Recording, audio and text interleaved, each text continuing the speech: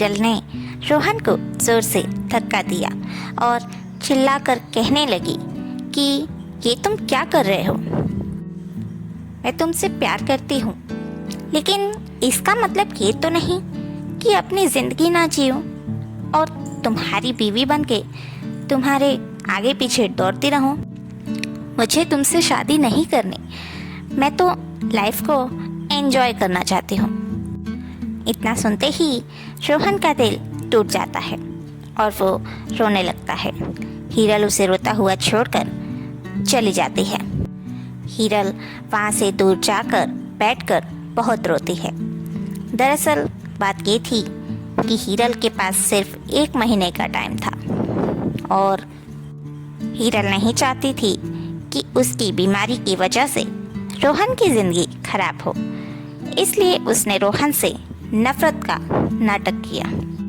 यहाँ रोहन का हाल बुरा था, ये सोचकर कि आखिर हिरल ने ऐसा क्यों किया, लेकिन वो हिरल की बात नहीं टाल सकता था क्योंकि वो हिरल से बहुत प्यार करता था और उसके खिलाफ नहीं जा सकता था। दोनों रोज हॉस्पिटल आते थे, एक साथ काम करके चले जाते थे, लेकिन इस बारे में कोई चर्चा नहीं होती थी। रोहन के घर वाले उसकी शादी के लिए अब लड़की देखने लगते हैं।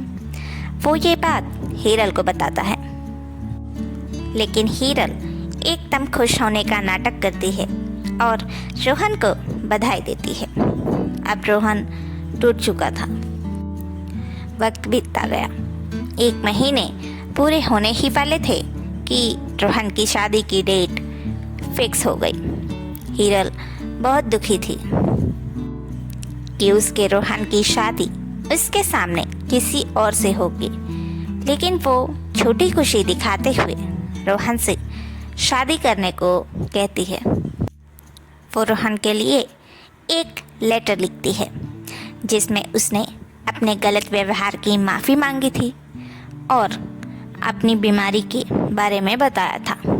लेकिन वो लेटर हिरल रोहन को उसकी शादी के बाद देना चाहती थी, लेकिन किस्मत को कुछ और मंजूर था। रोहन की शादी वाले दिन ही उसकी तबीयत खराब हो जाती है और वो चक्कर खाकर गिर जाती है।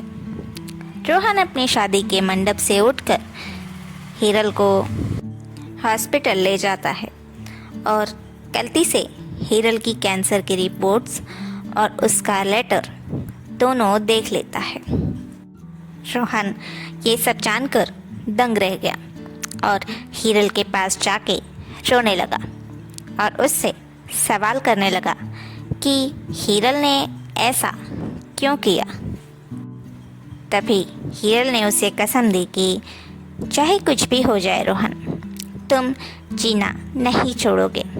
ये मेरी आखिरी इच्छा है कि मैं तुम्हें जीते हुए देखूं। इतना कहकर हिरल रोहन की बाहों में दम तोड़ देती है। रोहन को कुछ समझ नहीं आता कि वो हिरल के बिना कैसे जिए, लेकिन उसकी कसम रोहन तोड़ नहीं सकता था।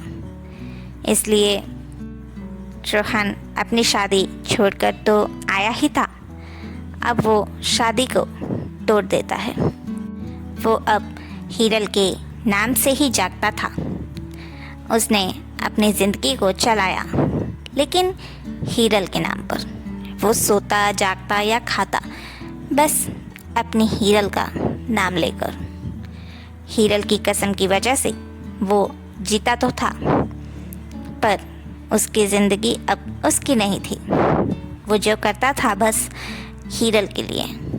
दोनों का प्यार तो सच्चा था, पर कहानी अधूरी रह गई।